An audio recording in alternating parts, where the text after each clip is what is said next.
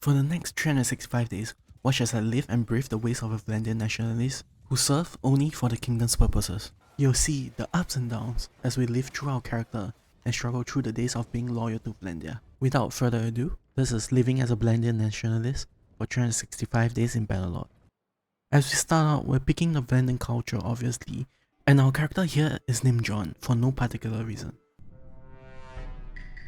John is our main protagonist for this campaign, and true to his culture, he will be using the classic polearm and shield combo. We are also playing on Bannerlord difficulty with Iron Man mode enabled. With that said, John will be only using Vlandian troops, which doesn't include mercenary troops. Brother, it's been 3 days now. Nobody asked! As we start out, our MC starts travelling towards Vlandia to be able to start recruiting Vlandian troops.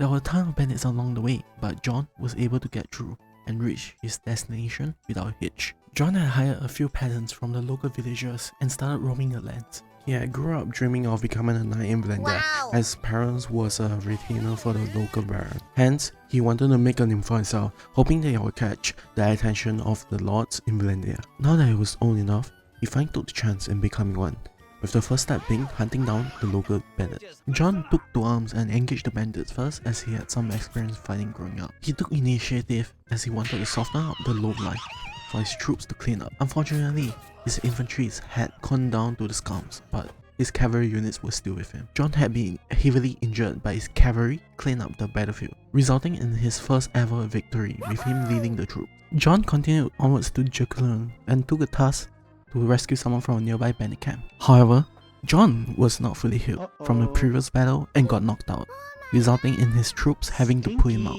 If that wasn't enough, John got ambushed by the bandits that had stationed outside protecting the bandit camp, resulting in this capture. After days of being dragged around, John finally found the chance to escape from his captors. He immediately headed straight back to the nearest town for safety. Even with the setback, John continued to build up his troops and hunt down bandits, with the goal of keeping his troop alive while doing so. Days of hunting down bandits, John finally returned to the bandit camp to finish what he couldn't have done previously. After killing off the ragtag bandits in the camp, the leader of the camp came out asking for a duel, but John did not think that the scum deserved a duel, so he set his troops on the remaining bandits and killed them all. After clearing the bandit camp, there wasn't much else to do in the local area, so John travelled around Vlandia in search of tasks he could do to build up his reputation. But since the villagers didn't need any help, the only thing John could do was hunt down the bandits that roamed the area. After several days of travelling, John arrived at Ox Hall where he met a guy called Snotnose, who needed 4 axes for his private business. It seemed shady at first, but John needed the gold to build up his troops, so he decided to do it anyway. He travelled between cities in search of axes, but they always had nothing, so he decided to hunt down bandits as they were farmers and woodcutters who turned to robbing for gold. After getting the necessary amount of axes, John travelled back to Snotnose to give him the weapons, but was shortly stopped by the guards. Oh no! He tried to sweet talk his way through, but it fell through and the guards tried apprehending him with the weapons. Obviously not wanting to go to prison, John retaliated and fought back with his troops. After dispatching the guards with ease, John retreated from town, but the civilians had saw what he had done and was reported, becoming a criminal in Vlandia. John did not think that would have happened, and got really frustrated as he could not enter any towns now to do work. He had to resort to selling his equipment to the nearby villagers where they had limited amount of gold and was sold at a bad price. John had spent weeks travelling around while avoiding the big towns until his reputation as a criminal died down. He continued his work on improving the clan's reputation, doing as many tasks that villagers gave him when he was passing by, even with his criminal status. From defending villagers to hunting down bandits, John slowly but surely built up his career as a Vlandian. Days passed by as John worked hard. He decided to check with the town's guard if he was still in trouble, and was happy to see that he could pay for his mistakes with gold. He happily paid it off as he had worked up a decent amount of loot that he got from resolving problems that the local villagers had. John finally took his clan to the next level, and finally felt that he could partake in any wars that the Vlandian would engage in. But sadly, Vlandia was free of issues as he had talked to Baron Cervic to request for mercenary work, but was declined as there was no ongoing war. Hence, John retreated back to Ox Hall to learn blacksmithing as there was less work to do after he kept helping the local villagers. John worked non-stop until winter came, and the gold that came in was barely covering his expenses from maintaining his troops. There was almost no work in Vlandia, and the only source of income that he had was from blacksmithing, slowly getting better as time passes by. Learning blacksmithing was no doubt John's best choice in hindsight. John knew he couldn't continue, so the only choice he had left was to travel to Britannia. He needed raw materials for blacksmithing and work to do, as he initially did not want to travel out from Vlandia other than for war. After days of traveling around doing work, John felt that he should be contributing for Vlandia instead of doing metalwork. So he set off to find a Vlandian lord to ask if they were still in need of a mercenary clan to work for them. He found Baron Eldrick right outside Legata, which they had just captured, and asked to join. Sadly, John could only serve them as a mercenary for now, as his clan was not big enough to do anything. Regardless, John was still happy to be able to serve them. But perhaps the good news was not so great after all, as Aldrich informed him that they were fighting against 3 kingdoms right now. Oh no! The war was against the Stygians, Western Empire, and Britannia, and it seemed like the 3 kingdoms had plotted against Vlandia, as they were initially winning against the Western Empire. It was not looking great, as we had just lost Sargot, one of our towns, to the Stygians. Legata, which the Vlandians had just captured, was also being sieged at the same time, as well as another castle that Britannia was currently sieging, which borders on their territory. The issue for John wasn't that the Vlandian was currently in a war with 3 kingdoms. The issue was that John couldn't fight any of the lords, as he was still too weak as a lord. Every lord that he would come by would always have more troops than him, making him absolutely useless in the war. John was devastated due to the fact that he could only lay low. Hunting down bandits that started to show up in the chaotic lands of Vlandia. The Western Empire had called for a ceasefire, but it did not help, as Britannia and Stygia was taking every possible land from them. All he could do was just watch as they take land from Vlandia with no option to help stop this onslaught. I'm getting chased? What? The war had stopped after Britannia took Praven, with Stygia accepting peace offerings shortly after. John felt the urgency of having to make his clan better after witnessing his first ever war where he could not do anything. He continued to improve on himself by attending tournaments in various towns and continued hunting down bandits to hone his troops. Days passed, and John was protecting a caravan as it travelled. Britannia had once again started a war against Vlandia. John had encountered villagers from Britannia and decided that if he could not do anything to our lords, he would at least inflict pain on their citizens. He had quickly dispatched them, hoping that it would affect Britannia slightly, if anything. Upon finishing his work, he encountered King the Third as he was travelling towards Britannia. He felt that it was the right time where he could pledge himself to Vlandia, and did so. He took his oaths and was rewarded with his own personal equipment and troops to help with the ongoing war. It was lackluster to say the least, but they were currently in the middle of a war, so John didn't care too much.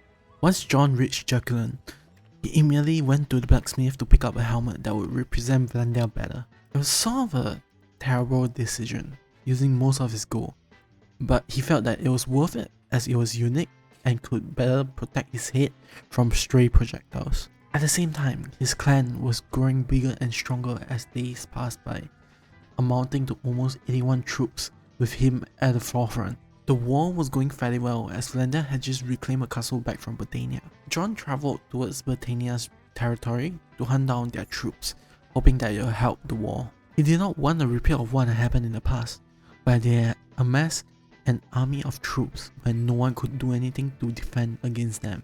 While travelling, he had encountered a mercenary clan that was serving Britannia at the time. Bannerlord of the Forest People was the stepping stone that John needed to prove his worth to his allies and do his kingdom proud. Follow your sergeants!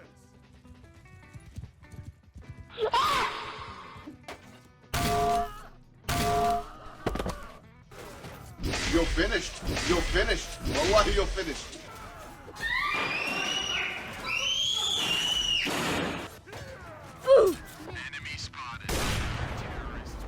After being victorious, John felt the high and continued wandering in the lands to hunt down more Britannian lords to fight. He started chasing another 2 lords and ended up helping Farhan to take down Salvatore of the Forest People. However, it was short-lived as Caledog came down with a huge army to Vlandia, and John waited around to see if Vlandians would call to arms and fight back.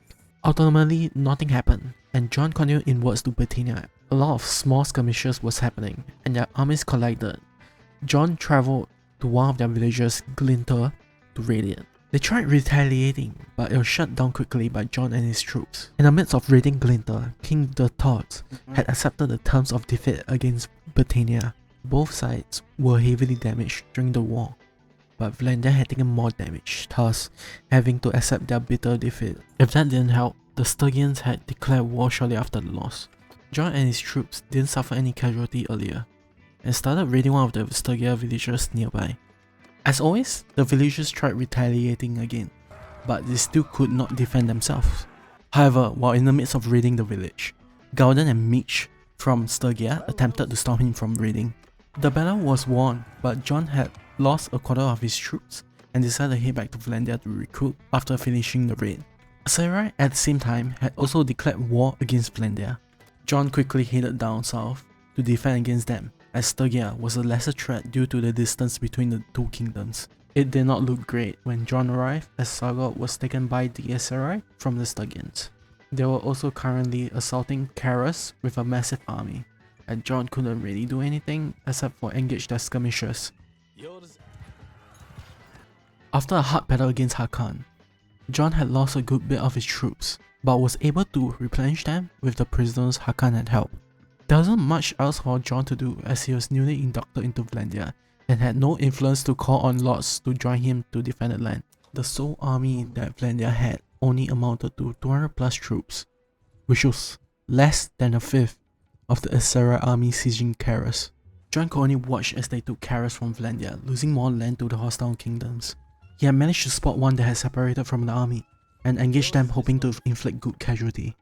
John easily won the battle, with only losing a few recruits that he had, and managed to catch the attention of both armies. They had chased him for a while, but gradually lost interest and started going for the nearby Vlandian lords. There was not much for John to do, but continue hunting down the Aserai lords that were running around raiding villages. The war took its toll, and Jerusalem was in the midst of being sieged by the Aserai, when King the Thought once again asked for peace with the Aserai. Vlandia as a whole took the deal, as we were fighting back-to-back wars at this point and needed to regroup ourselves. John felt bittersweet as he could finally defend Vlandia, but not to the point of turning the tides. Still, it was a big improvement from his first war that he participated for Vlandia. John needed help and managed to find his siblings after a runaway bandit had informed him where they were. He swiftly dispatched the bandits from their hideout and rescued them. John also hired someone called Mana Chow from the tavern, as he realized how much help he needed if he wanted to help Vlandia. As he was traveling to Galen, he saw that Jerusalem was getting sieged by the Stygians. He didn't want them to successfully siege it, so he called to arms, gathering an army on the outskirts of the siege camp. He had finally gathered enough influence to call an army together, so he was going to start fighting back with everything he has. That was his first major fight, so John went straight for the enemy cavalry, managing to injure some of them. As John went back to the front line and killing a few infantry, both of the infantry units clashed, and it did not look great for the Vlandians. His infantry dropped like sacks of potatoes, and eventually most of them perished.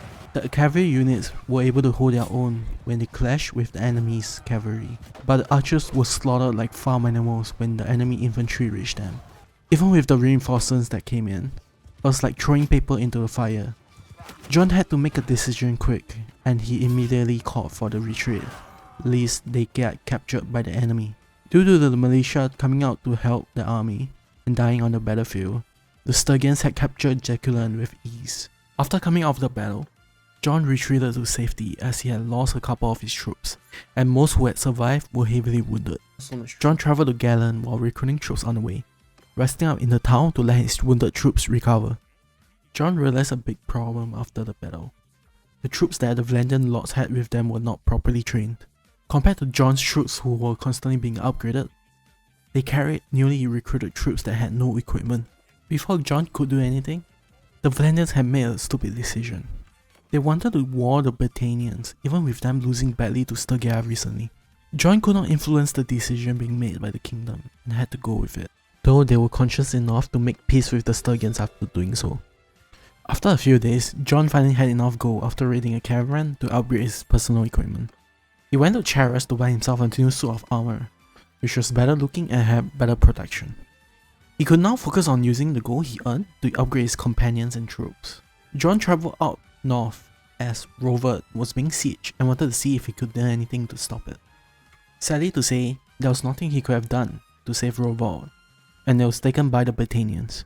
They even took Turby Castle that was next to Rovert shortly after. This resulted in the Vlandians having to make peace with the Britannians, as they were overwhelmed quite easily. The only good thing that came from the war was John upgrading his clan to the next level, allowing him to hire more troops.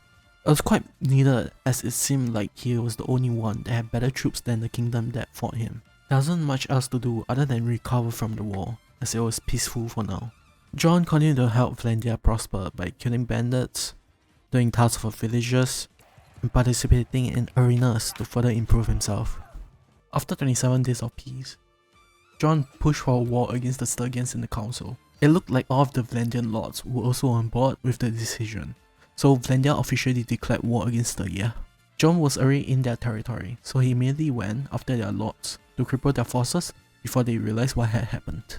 He had engaged Roland from Sturgia in battle and came out victorious, but he had lost most of his infantry that he had with him, so he travelled back to Vlandia in order to replenish his troops. After a couple of days had passed, John travelled back to engage the Sturgians in more battles. He had hoped that with him engaging them non-stop by himself, the Sturgians would not be able to fully rally out a huge amount of troops to siege the remaining castles and towns that Vlandia had. He also opted to take easy fights, as he would be able to capture the lords after their defeats, and keep his troops healthy to fight longer in battles. The only issue was that some of his troops were bound to fall in battle, so he had to go back to Vlandia quite a bit to hire more troops. There was also a lot of downtime in between fights and travelling, but luckily Sturgia was decently far away. He went back to Sturgia and started raiding villages, which allowed him to capture lords and hold them captive as they came to defend. This was working well, as there was less lords running around attempting to raid the villages Vlandia owned. It also meant that Vlandian lords were not being engaged in battles, and are allowed to build up their troops. John finally felt that he was capable of taking land away, and called for the army to gather on him before sieging.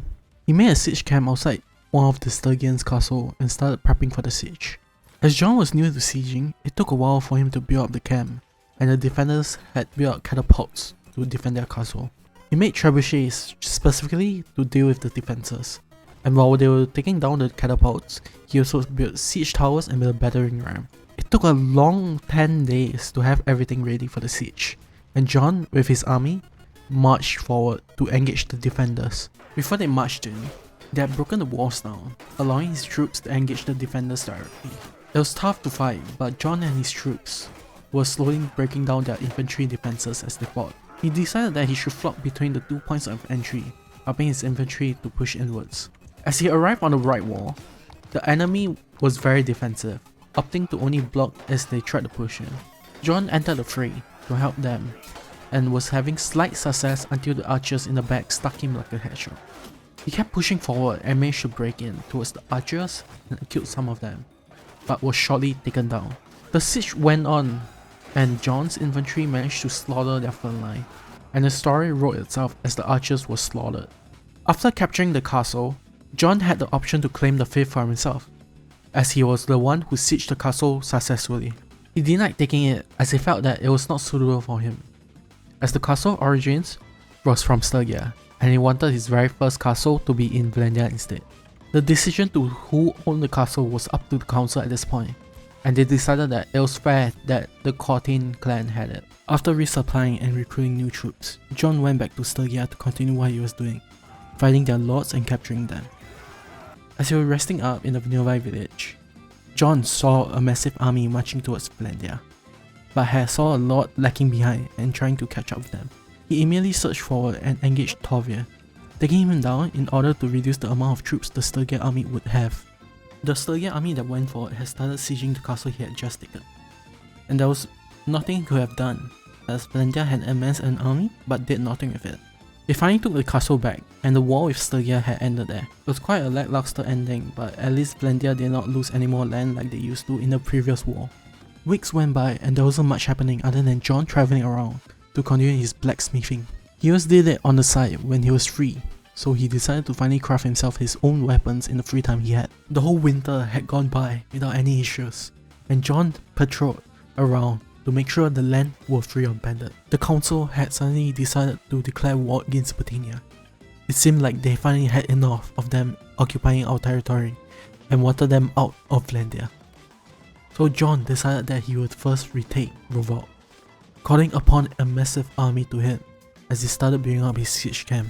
He followed his strategy from his first ever siege, building siege equipment and destroying the defenses. Upon finishing his siege equipment, they set forth in engaging the defenders. John went with his infantry to scale the walls, while protecting them as they moved towards the towers. As he climbed the tower and started fighting, he realized that his weapons were too long for close quarter combat. He tried to push in as it was more open to swing his weapons, but ultimately fell off the tower and went down. Oh no. Regardless, his army continued on and fought the defenders. The fight was close, but ultimately John's army had won the fight, and they retreated back into the keep, but was easily cleared out. After the battle, he was given the choice to claim the town for himself, and he did so. John finally had his own fief, and the town at that, and it was done through his own effort while reclaiming back the land from the enemy. However, they were badly injured in the siege, so John stayed in his own town to recover with his troops while holding it down as it was recently just sieged, allowing the town to recover and hire more troops to the garrison. Still, John could not relax as he needed to fortify the town, so to not get sieged again by the Britannians. He stayed near Rovalt while travelling to nearby villages to hire more troops to recover his losses from the siege. At the same time, he went hunting for lords that were looking to raid villages in the nearby area. Having a village raided can be detrimental to the fief it's connected to, as they provide food and resources for the workshop, which gives income to the fief. He went after a lord that was hovering around Vlandia and captured him, lucking out as the lord had high tier troops he could hire as they were prisoners. This meant that he did not have to train his troops as he needed them badly. He continued mass recruiting to fill out his garrison, where most of his hired troops stayed at, and protect the town. He could not depend on the militia as they were a separate force that protects the town, but if the food were to run out, they would starve to death. The garrison would stay as they would have their own food, ensuring that they are able to defend if a siege was to happen. This went on for a couple more days, and while waiting in Rovalt to tend to his wounded troops, the word of the Northern Empire had fallen has spread throughout Coraldia. It was a shock as Vlandia was focused on surviving, and not being able to check on what was going on in other parts of the continent. This could have been Vlandia if they were not successful in their defenses, and managing to stop the other kingdoms before they took too much land. Reacting to the news, John set out to take Turby Castle back from Britannia, calling upon a small army to gather on him as he attempted the siege. As John was about halfway done in preparing for the siege, John had gotten news that Rovalt was being sieged while he was away. Faced with a difficult situation, John had a difficult choice of abandoning the siege to defend Rovalt or continue sieging it.